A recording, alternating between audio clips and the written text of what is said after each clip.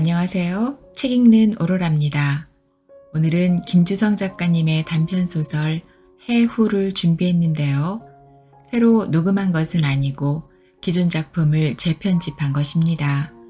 김주성 작가님은 충북 충주 출신으로 중앙대학교 문예창작학과 학사 및 동대학원에서 석사, 경희대학교 국문학과 대학원에서 박사학위를 받았습니다. 1986년 서울신문 신춘문예에 단편소설 해후가 당선되어 등단했고 작품집으로는 부르름, 어느 똥개의 여름, 그리고 공저인 공명조가 사는 나라 등이 있습니다. 또 작가님은 1989년에 삼성 문학상을 수상했고 2014년에는 황순원 문학연구상을 수상했습니다. 이 작품 해후는 김주성 작가님의 대표 작품선인 부르름에 실린 11편의 작품 중 하나인데요. 1986년 서울신문 신춘문예에 당선된 단편소설입니다. 그럼 지금부터 작품 속으로 들어가 보겠습니다. 구독, 좋아요, 알림 설정으로 저 오로라와 함께 해주세요. 편안한 시간 보내세요. 무사해야 할 텐데. 나는 외투의 소매를 들추어 시계를 본 후 장갑 낀 손바닥으로 창을 문질렀다. 바람에 깎인 눈가루가 파리한 플랫폼의 불빛 속으로 증기처럼 흩날리고 있었다.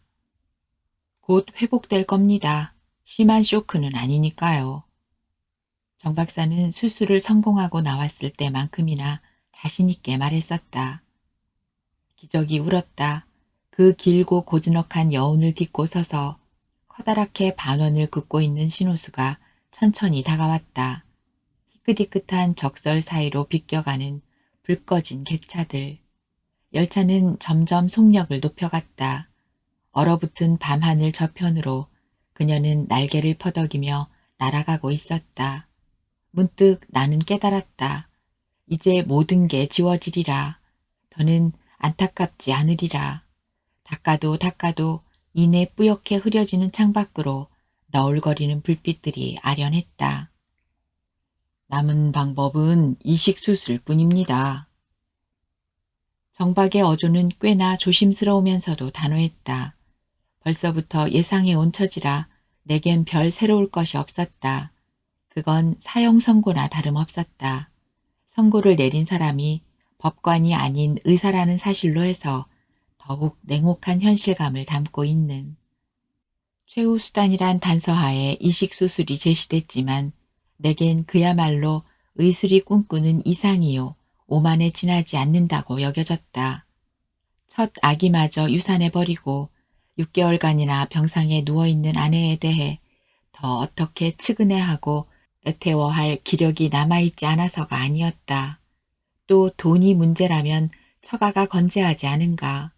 당신의 자존심을 출가 외인이란 한마디 고집으로 버티시면서 단칸 전세로 옮기면서까지 사돈댁의 도움을 극구 사양해 오신 아버지께서도 딸을 살리겠다는 데는 할 말이 없으실 것이었다. 아내의 몸뚱이는 수술대라기보다 실험대 위에 놓일 것이다. 아직도 사망의 판단이 완전한 객관성을 얻지 못하고 있는 상황에서 남의 심장을 이식받는다는 것은 그렇게 해서 살아난 사람에게 나는 무엇라고 불러야 할 것인가. 그러나 집안의 손이 귀함을 늘 안타까이 여겨오신 아버지보다 그런 아버지의 초조함에 복종하여 어색한 신혼을 시작한 나보다도 피를 나눠준 부모의 애정은 더 짙은 것이었다. 장모나 장인에게 정 박사가 내린 그 조심스러운 결론은 아직도 이식수술이라는 가능성이 남아있습니다라고 들렸을 것임은 자연스러운 일이리라. 외과적 기술은 일반에서 상상하듯 그렇게 어려운 것이 아니지요. 사실 10여 년 전부터 심장 이식은 포기되다시피 했었습니다. 의학계 일부에서 의술의 한계라고까지 인식하게 했던 거부 반응을 극복할 수 없었기 때문이었지요. 그러나 최근에 고도의 거부 반응 치료 효과를 지닌 사이클로스포린이란 의약이 개발되면서 심장 이식 수술은 획기적인 발전을 보게 된 것입니다. 저희 병원에서도 심장 이식을 원하는 환자에 대비하여 첨단 의료 장비와 약품 등을 완벽하게 갖추고 있지요. 정 박사는 특히 획기적인, 첨단, 완벽 등의 낱말에 악센트를 주었다. 장인 장모의 표정은 구원의 메시지를 듣고 있기라도 한 듯 경건해 보이기까지 했다. 그렇게 쉽게 구할 수가 있겠습니까? 정 박사는 나를 건너다 보면서 직무 책상 위에 가지런히 올려놓은 희고 섬세한 손가락들을 가볍게 들었다 놓았다. 저희 병원에서는 하루 평균 10명 정도의 사망자가 생깁니다. 그중 20세에서 40세까지의 여자가 두세 명 정도 되지요. 그러나 박사님, 사망자가 제공 의사를 유언으로 남기지 않는 한 소용없는 일 아닙니까? 약속된 질문을 받은 듯이 정 박사는 여유 있게 대답했다. 네, 신체 장애자의 장애 회복을 위해 의사는 사체로부터 필요한 부분을 적출할 수 있다는 법 규정도 있습니다. 물론 사망자 가족들과 타협을 거치게 되지요. 영혼이 깃들었던 육체를 손상함으로써 화를 입을까 우려하는 우리나라 사람들에게는 시신해부로 2번 죽게 할 수 없다는 인식이 골수에 박혀 있지요.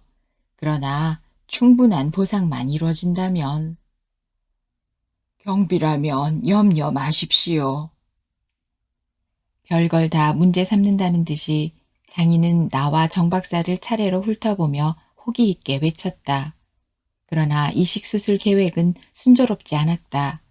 열흘이 지나도록 심장을 제공하겠다는 사람이 나타나지 않았던 것이다. 막대한 돈을 요구하며 제공 의사를 비친 사람이 둘 있었으나 그때는 생리 조건이 맞지 않았다. 가족들은 조난지에서 발견한 불빛 하나가 거기 이르기도 전에 서서히 사라져 버리는 것을 바라보듯 다시 허탈에 빠져들었다. 장모의 표현을 빌리자면 그건 신의 가호요 기적이었다. 돌연 신변에 관한 일체를 비밀로 해줄 것만을 조건으로 심장을 제공하겠다는 사람이 나타났던 것이다.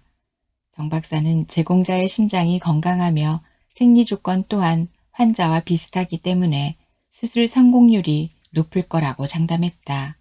환자의 생명이 경각을 다투는 만큼 수술 준비는 최대한 서둘러졌다. 극히 평온한 가운데 그러나 보이지 않는 긴장이 나와 가족들을 서서히 엄습하기 시작했다. 흰 시트로 덮인 싸늘한 이동 침대 하나가 수술실로 들어가자 조금 전까지 초조감을 참고 있던 가족들의 표정은 납덩이처럼 굳어졌다.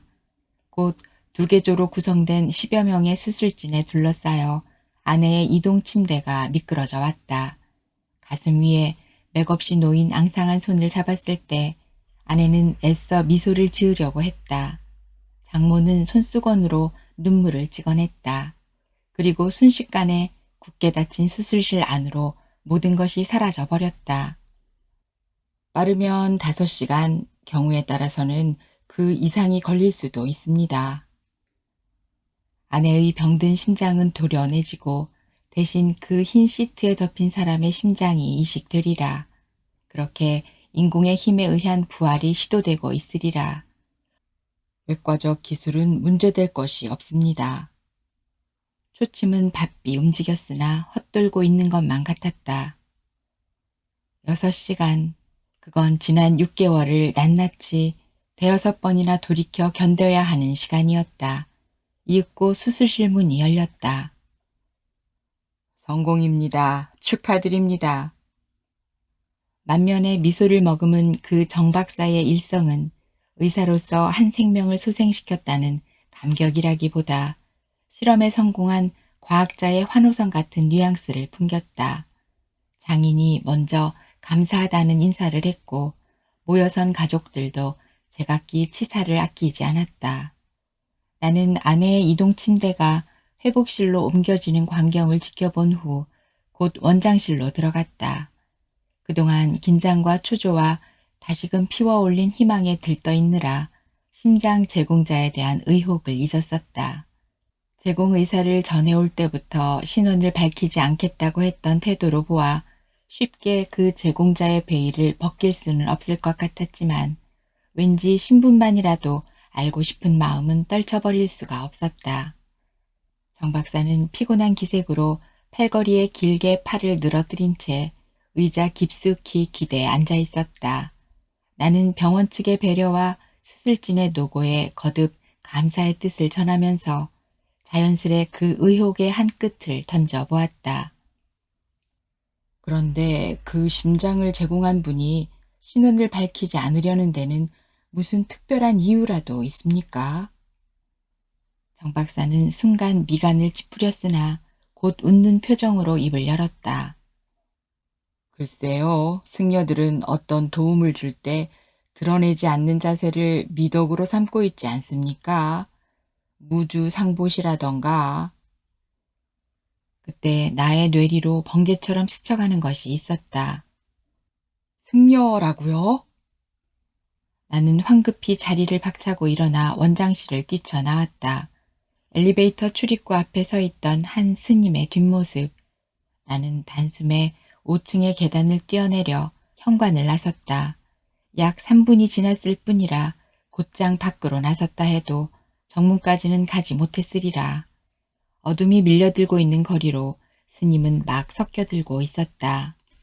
내 어깨쯤에나 올까 한 키에 30대쯤 돼 보이는 여승의 얼굴은 차가운 저녁바람에 맞아 퍼렇게 멍들어 있었다. 리신지요? 낯선 사내의 느닷없는 제지에도 전혀 표정을 바꾸지 않은 채 여승은 천천히 나를 올려다보았다. 심장을 제공한 스님에 대해 알고 계시죠? 수술 받으신 보살님의 친척 되십니까? 네, 남편 되는 사람입니다. 그러신가요? 보시한 사람이 중이라는 것만 아셨으면 됩니다. 중은 보시한 일에 대해 집착하지 않습니다. 잘 알고 있습니다만 혹시 그 스님의 한쪽 눈이 나를 정시하는 여승의 시선이 반짝 빛났다. 혜진 스님을 아는 분이군요. 그러나 여승은 다시 시선을 돌렸다. 승가에서는 속세의 인연을 서로 말하지 않습니다. 나는 여승이 뭔가를 알고 있음에 틀림없다고 단정하고 끌다시피 간청하여 근처 찻집으로 들어갔다. 그 혜진 스님이란 분은 무슨 불치의 병이라도 앓고 있었나요?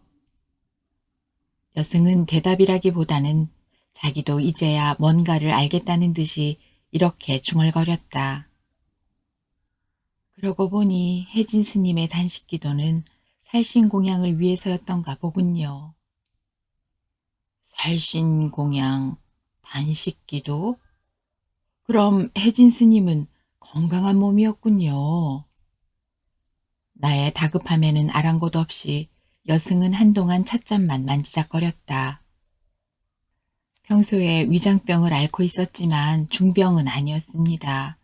선방에 오래 있어 본 중치고 위장병쯤 겪지 않은 경우는 드물지요. 그런데 혜진 스님은 약을 쓰지 않았습니다. 강원 도반 시절부터 사형제지간이라 제가 신경은 썼었지요. 약 먹기를 권하기도 하고 사다 주기도 했지만 죽으면 흙으로 돌아갈 육신에 뭘 그리 집착하느냐면서 한사코 듣지 않았지요. 그럼 위장병이 악화되어? 여승은 고개를 저었다. 그러니까 그 보살님이 다녀간 지가 열흘 전쯤 될 겁니다. 혜진 스님처럼 그림을 그리는 분이었는데 한 달에 두세 번씩 다녀가곤 하는 속가 친구였지요. 혜진 스님이 단식 기도를 시작한 것은 그 이틀 후부터였을 겁니다. 나는 자리를 고쳐 앉으며 여승의 시선을 주시했다. 뜬금없이 속퇴를 해야겠다는 둥, 열반할 때가 왔다는 둥 알아들을 수 없는 말을 했었지요. 기도를 시작하는 걸 보고서야 집안에 무슨 우환이 생겼나 보다 했습니다. 집안 사정은 그 보살님을 통해 소상히 듣고 있는 것 같았습니다. 그랬군요. 단식을 시작한 지 닷새째 되는 날, 바로 그저께였지요. 탈진하여 쓰러진 후에야 정해진 규칙을 완전히 무시한 채 물 한 모금도 마시지 않았다는 사실을 알았지요. 유서나 다름없는 쪽지를 미리 써놨더군요.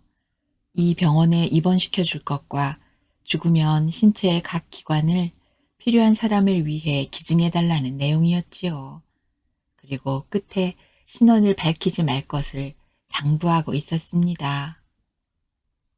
나는 온몸에 잔물결이 일듯 떨리기 시작했다. 회복될 가망이 없었나요? 탁자 한 모서리께로 버려둔 초점을 거두어들이며 나는 겨우 이렇게 말했다. 밤 11시쯤에 병원에 도착하니 너무 늦었다고 하더군요. 그리고 얼마간의 시간이 더 흘렀다.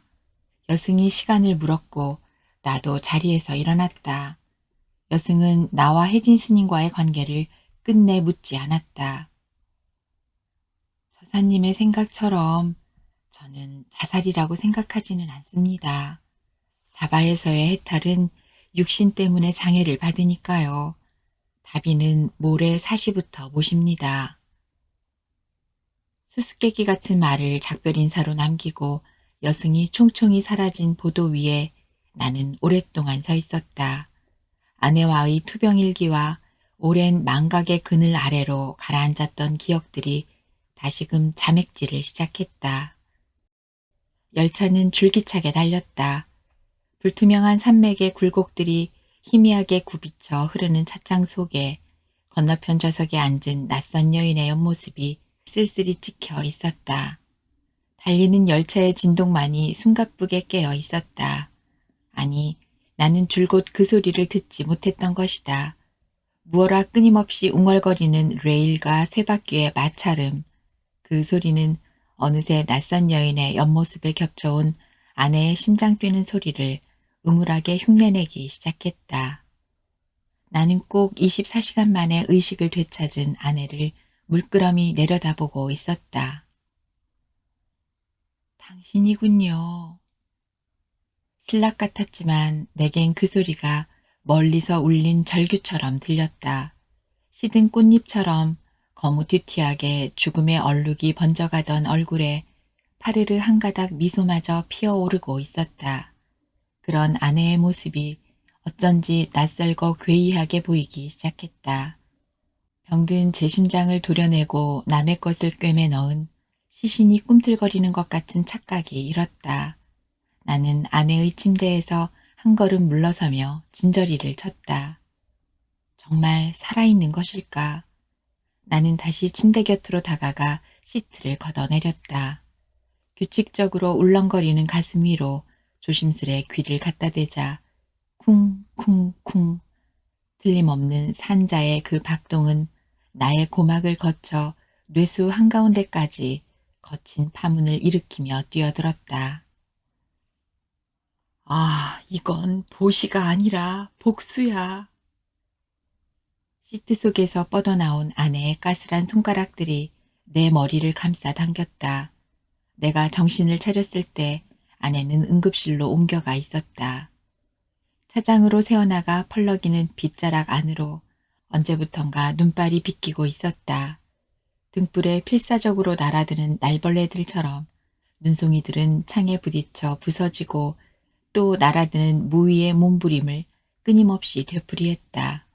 그 단조로운 눈발의 몸부림 너머로 원근과 명암을 잃은 밤 세계가 해저처럼 무겁게 괴어 있었다. 간간히 붉거나 푸른 불빛들이 어둠의 나라에 세워진 이정표들인 양 점점이 밀려왔다가 밀려가곤 했다. 소녀는 할아버지의 산소에서 돌아오기가 무섭게 삼촌이 만들어준 외날 썰매를 찾아들고 동구 밖으로 다름질쳤다. 벌써 빙판 위에는 썰매를 지치는 아이들, 팽이치는 아이들, 술래잡기 하는 아이들로 북새판이 벌어져 있었다. 소녀는 아이들이 비교적 덜 붐비는 곳을 찾아 썰매를 내려놓았다. 시골에 친척집이 없는 반동무들 앞에서 자랑을 늘어놓고 있는 자신의 모습을 떠올리면 벌써 가슴이 설레었다. 그러나 조급한 마음처럼 썰매는 쉽사리 말을 들어주지 않았다. 가까스로 중심을 잡아 썰매 위에 몸을 싣는 데만도 몇 번이나 좌우로 곤두박질을 쳐야 했다. 뒤로 벌렁 낮아빠진 소년을 둘러싸고 아이들이 손뼉을 치며 깔깔거렸다. 소녀도 쿡 웃음이 나왔다. 소녀는 주머니에 꼭 찔렀던 손을 빼내고서 종종 걸음으로 소년에게 다가갔다. 조심하지 않고 다치지 않았니? 소녀는 둘러선 아이들을 야멸차게 한번 쏘아보고는 소년의 한쪽 팔을 부축해 일으켰다. 그러곤 저만큼 도망간 송곳 한 짝과 썰매를 가져다가 소년 앞에 밀어 놓아 주었다. 소년은 낯선 아이들 앞에서 당한 창피로 얼굴이 빨갛게 달아올랐지만 그것으로 기가 꺾이지는 않았다. 다시 송곳으로 빙판을 짚고 썰매 위에 올라앉으려 애를 썼다. 내가 잡아줄게. 소녀가 가볍게 소년의 어깨에 손을 얹었다. 그러자 그때까지 아무 말도 없던 소년이 획 고개를 돌리며 외쳤다. 싫어. 혼자 탈 수 있단 말이야. 그러고는 무슨 기분 나쁜 물건이라도 털어내듯 어깨를 뒤채웠다. 소년의 거부에 소년은 머쓱해져서 한 걸음 물러섰다. 그러나 소년의 동작은 여전히 서툴렀다. 송곳을 찍어 썰매를 앞으로 밀어낸다는 것이 주춤주춤 헛손질만 계속하고 있었다. 아이들은 잠잠히 저희 놀이를 시작하면서도 또 한 차례의 웃음거리를 기대하며 슬금슬금 곁눈질을 쳤다. 저런 고집쟁이.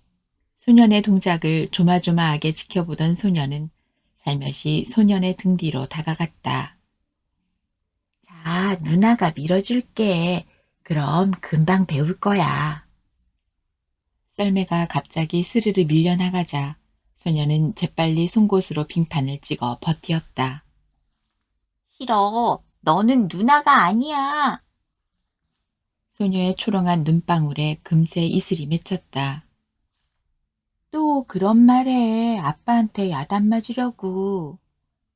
그때였다. 소년이 한쪽 팔을 세차게 뒤로 뿌리쳤고 그와 동시에 소녀의 비명이 놀이터의 유쾌한 술렁임을 뚝 잘라버린 것은 몰려든 아이들 표정이 일그러졌다. 얼굴을 감싸준 소녀의 하얀 털장갑 사이로 새빨간 피가 번져나왔다. 송곳을 거머쥔 채 빙판 위에 꼿꼿이 붙어선 소년의 귀에는 이미 모여선 아이들의 웅성거림이 들리지 않았다. 동혁이 초등학교 2학년이 되던 해, 그리고 이복 누이인 명희가 4학년이 되던 해 정월 초하룻날의 일이었다. 동혁은 초등학교 1학년 여름방학이 막 끝나갈 무렵 불쑥 나타난 자기 엄마 나이 또래의 낯선 여자가 떼어놓고 간 명희라는 여자아이를 도저히 누나로 인정할 수 없었다. 아직 형이나 누나가 없는 집안에서 왕자로 군림하고 있던 동혁에겐 나타나자마자 자기가 5번이나 100점을 맞아 겨우 얻은 자전거와는 비교도 할 수 없을 만큼 값비싼 오르간을 갖게 된 명희가 용서할 수 없는 침입자로 밖엔 여겨지지 않았던 것이다. 더구나 그 침입자로 말미암아 이상하게 태도가 변한 어머니로부터 누나를 가진 예절 바른 동생이 될 것을 강요당하게 되었고 그 뻔뻔스러운 여자아이 또한 혀가 하면서 정말 누나 행세를 하려 했던 것이다. 명희는 한쪽 눈에 안대를 싸매고 되돌아왔다. 그녀는 그때부터 결코 혁이란 이름을 부르지 않았고 그에게 가까이 다가가지도 않았다. 분홍색 덮개천으로 곱게 이마를 장식한 오르간 앞에서 명희의 희고 가느다란 손가락들이 반짝이는 건반들을 꼭꼭 눌러대는 모습을 동혁은 2번 다시 볼 수 없게 되었다. 대신 뜰하게 정렬한 화분들 주위에서 또는 2층 창가에서 가끔씩 아버지가 담배를 피우며 그러듯 오밀조밀한 주택가 너머의 상기슬기나 흘러가는 구름을 물끄러미 바라보고 서 있는 명희의 뒷모습을 발견하곤 했다. 동혁은 명희의 그런 모습을 볼 때마다 괜히 마음이 쓸쓸해지며 불쌍하다는 생각이 들기도 했지만 감히 가까이 가지는 못했다. 그런 연민의 한편에서는 꼭 두려움이 고개를 쳐들었기 때문이었다. 명희는 동혁과 눈길이 마주치면 의례 다정하게 미소를 지어 보였다. 그러나 유난히 반짝이는 까만 눈동자 하나, 그리고 그 옆에서 푸르죽죽한 눈꺼풀을 비집고 인형의 눈알처럼 무표정한 또 하나의 눈알로 반만 웃고 있는 모습이 동혁에겐 원망과 저주로 일그러져 보였으며 누나이기는커녕 사람이라고 생각하기조차 어렵게 했던 것이다. 한 번은 동혁이 밖에서 놀다가 소나기를 만나 집으로 달려온 적이 있었다. 어두컴컴한 집안이 너무나 조용하여 동혁은 아무도 없는 줄 알았다. 막 신을 벗고 마루로 올라서려다가 동혁은 창가에 우두커니 서 있는 명희를 보았다. 등신대의 조각처럼 꼼짝도 않고 서 있는 명희의 옆모습 앞에서 동혁은 엉거주춤한 자세로 멈추어 섰다.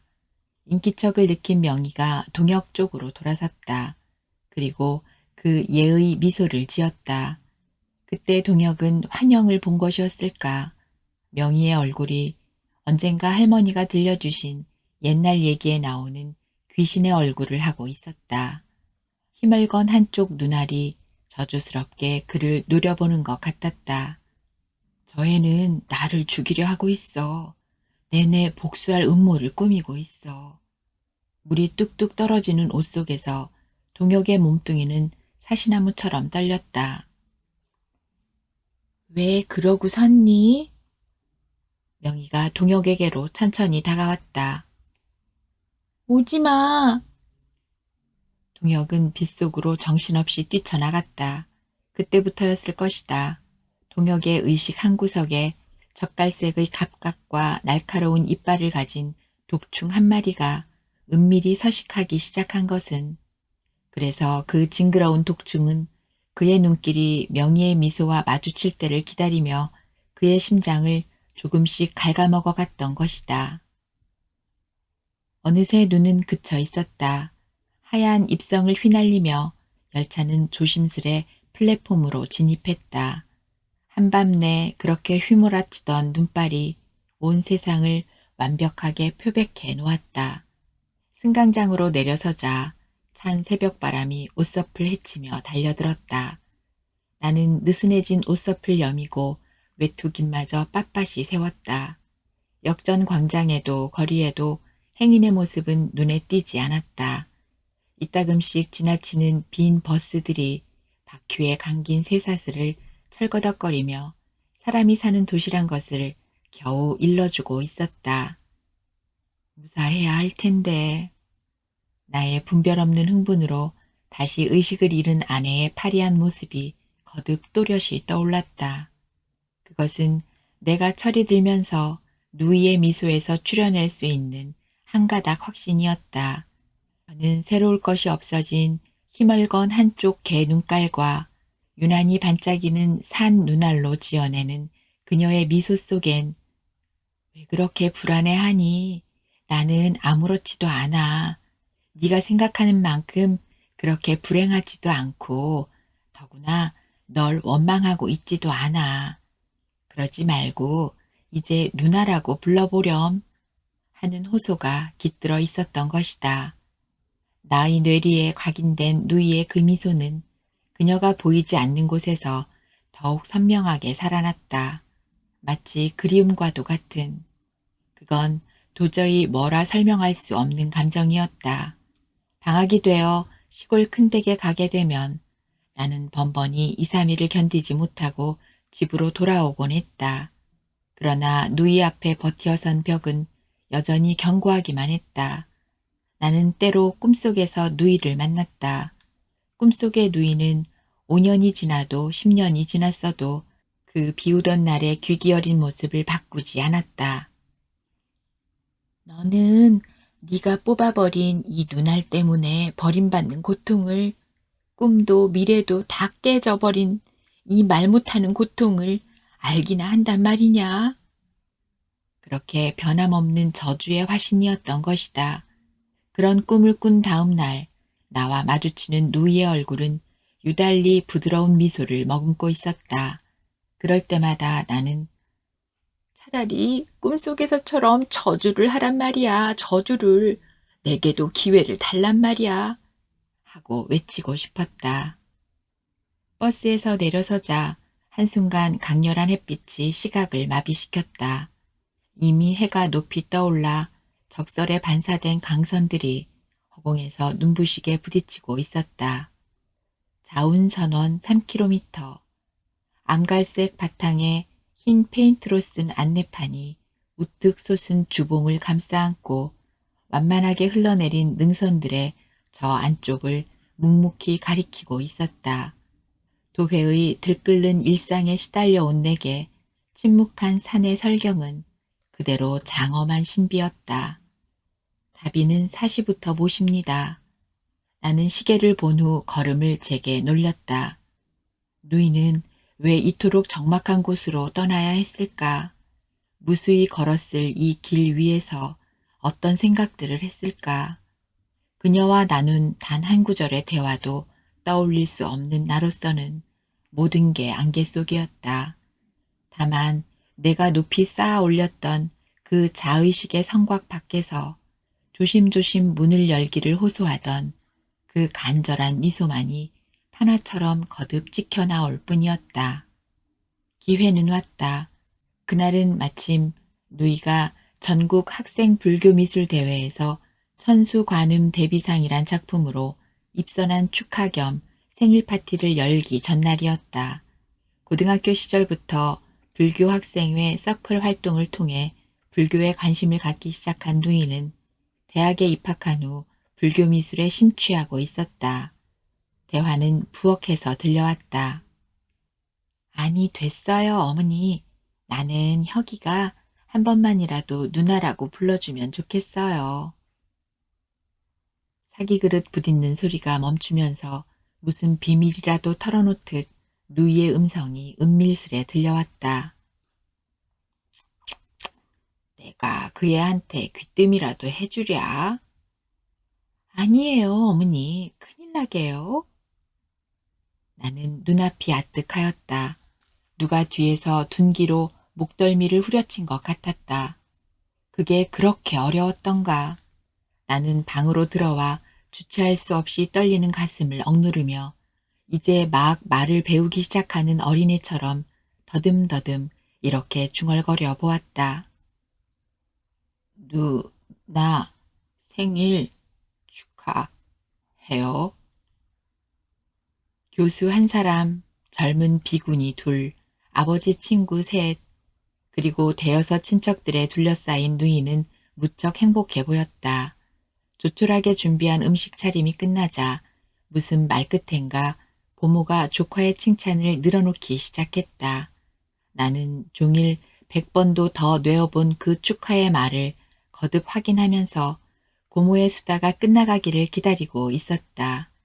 그런데 돌연 곱기도 하지. 한쪽. 고모는 얼떨결에 뱉은 그 말꼬리를 얼른 손으로 추스르며 누이를 힐끗 건너다 보았다. 누이의 당황한 시선이 나의 눈길과 부딪혔다. 나는 앉은 자리가 까마득히 무너져 내리는 착각에 빠져들었다. 좌중의 시선이 모두 화살이 되어 내게 쏟아지는 것 같았다. 억지로 미소를 만들려는 누이의 얼굴이 처참하게 구겨지고 있었다. 나의 마주쥔 손과 두 다리가 와들와들 떨리기 시작했다. 고모는 태연하게 훌륭한 신부감 운운으로 수다를 끝냈다. 누나 생일 축하해요. 갈갈이 찢어진 그 음절들이 환청처럼 몽롱하게 맴도는 의식 속에서 나는 누이의 고통스러운 얼굴로 겹쳐오는 그 하얀 털장갑의 선혈을 보고야 말았다. 의식 깊숙이에서 잠자고 있던 독충이 다시금 고개를 쳐들어 그 선혈을 향해 이빨을 세웠다. 악마, 너는 누나가 아니야. 나를 죽이려는 악마야. 어디서 들려오는 것일까? 나는 무서운 광기에 치받쳐 누이에게 달려들었다. 누이가 떠난 곳을 아는 이는 아무도 없었다. 누이의 발길은 우리 부자의 집요한 추적만큼이나 은밀했다. 그러나 그와 더불어 쉼없이 흐르는 세월이 지친 우리에게 차츰 망각이란 위안을 가져다 주기도 했다. 나는 틈날 때마다 누이가 그린 천수관음 대비상을 보러 가는 것으로 누이의 존재를 잊지 않으려고 했다. 그 그림 앞에 설 때만큼은 누이와 관련된 모든 괴로운 기억들이 눈 녹듯 사라지곤 했던 것이다.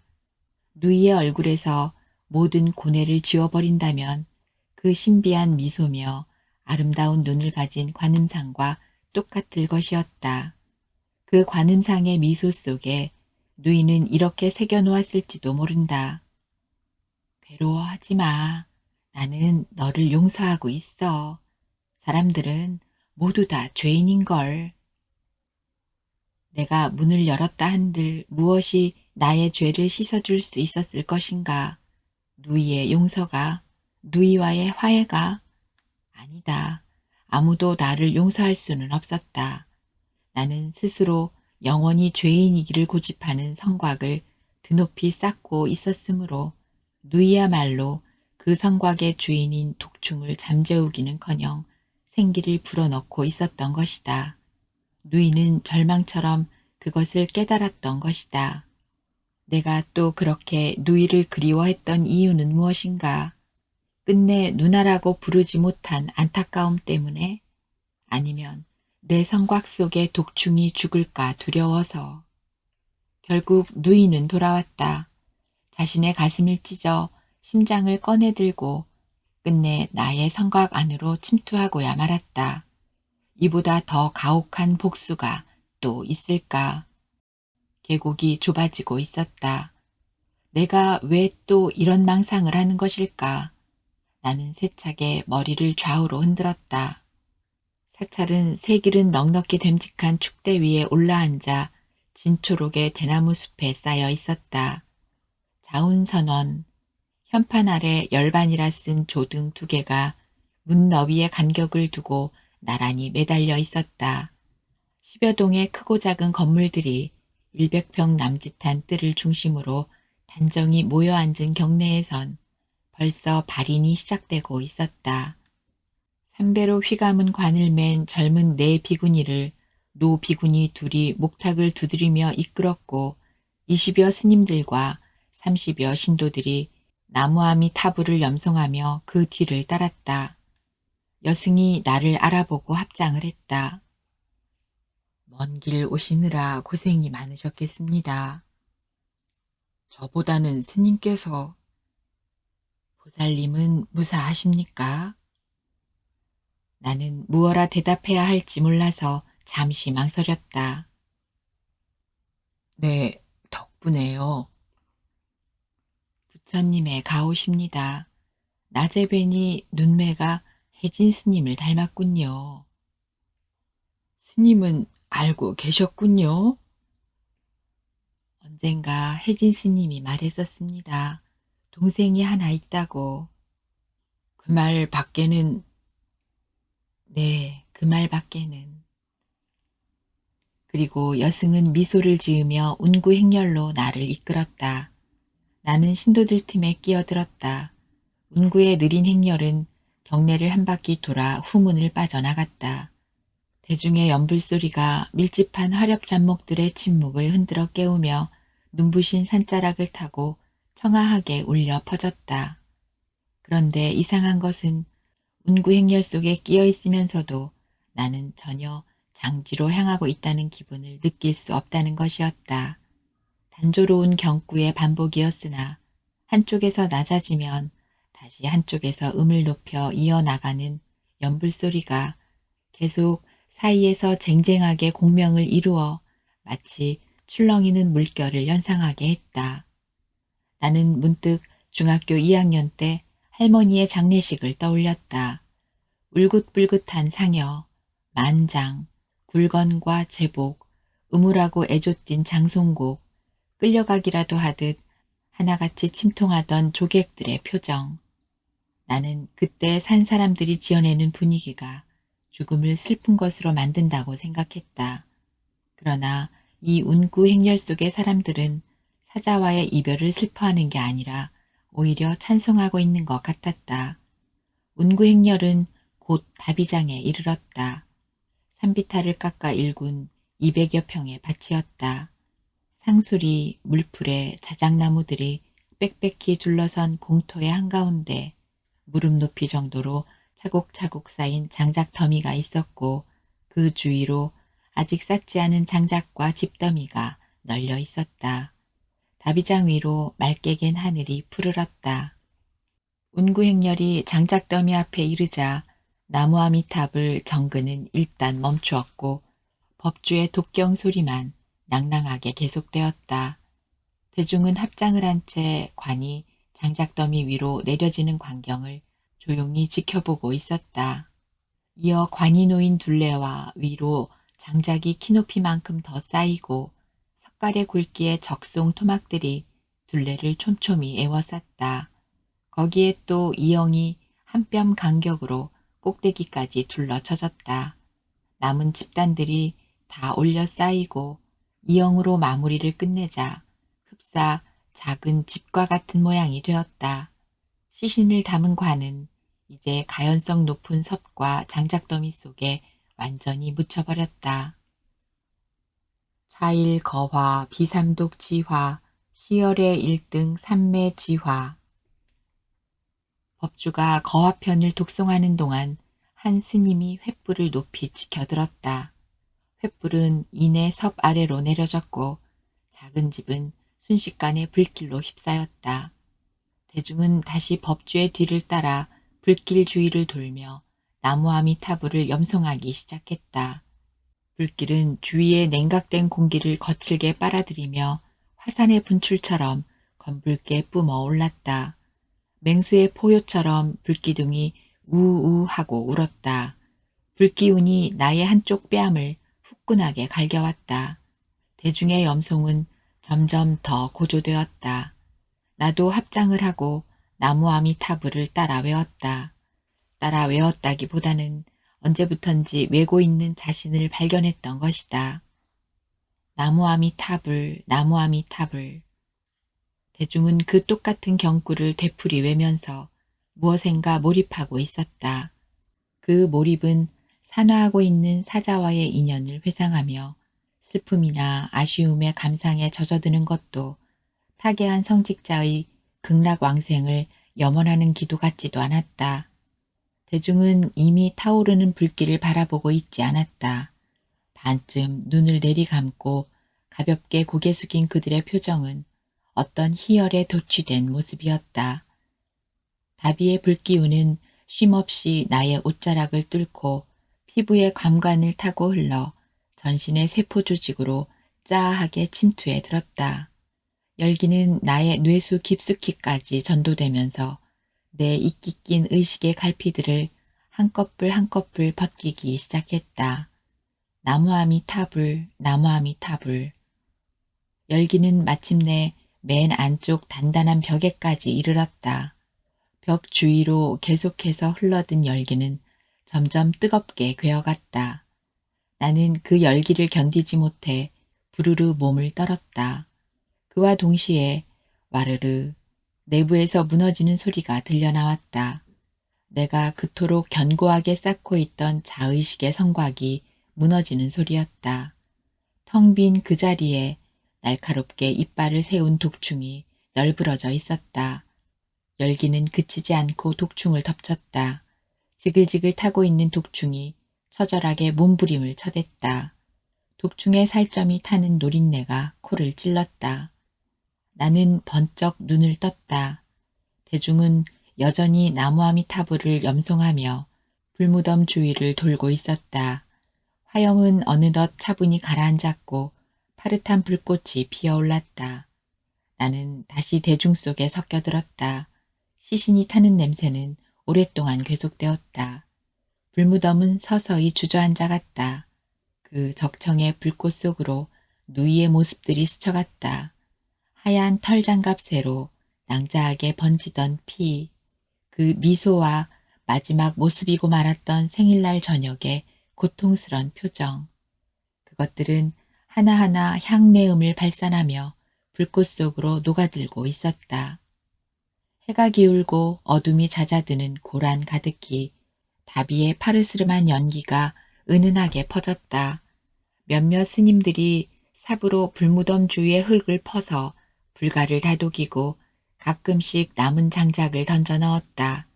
살을 애는 추위에도 아랑곳 없이 교대를 해가면서 스님들과 신도들은 밤새워 불무덤 주위를 돌며 나무아미탑을 정근을 계속했다.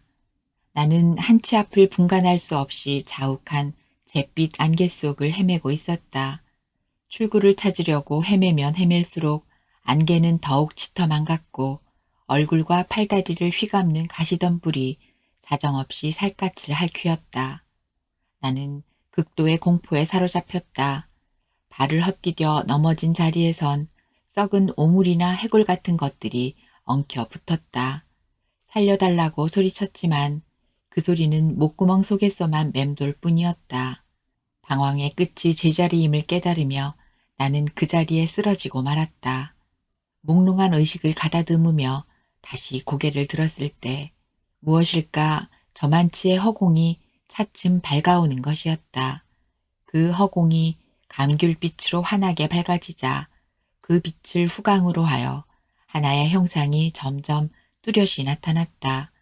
나는 몸을 일으켜 그 형상 앞으로 나아갔다.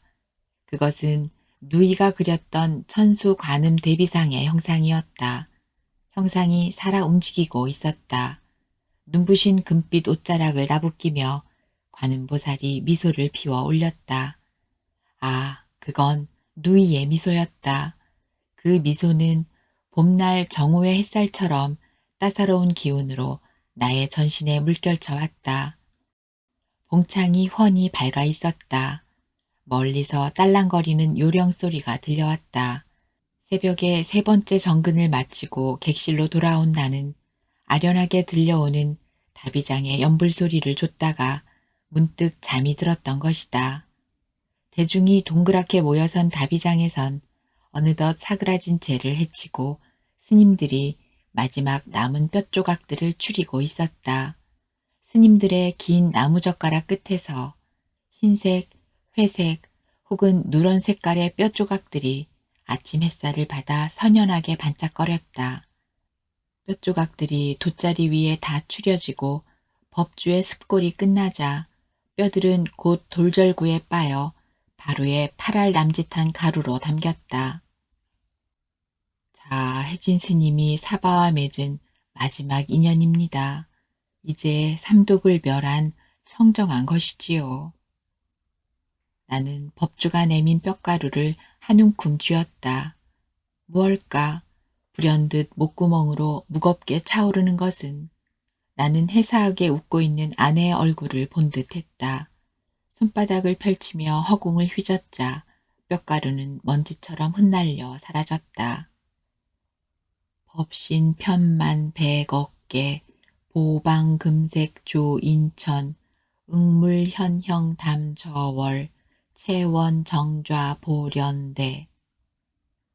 법 주위 산좌송이 은은하게 울려 퍼지는 계곡은 아무 일도 없었다는 듯이 또 한 차례의 투명한 깨어남을 시작하고 있었다. 마른 가지들이 우는 숲에서 산새들이 날아올랐다.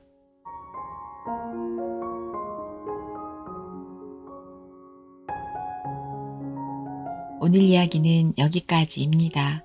함께 해주셔서 고맙습니다.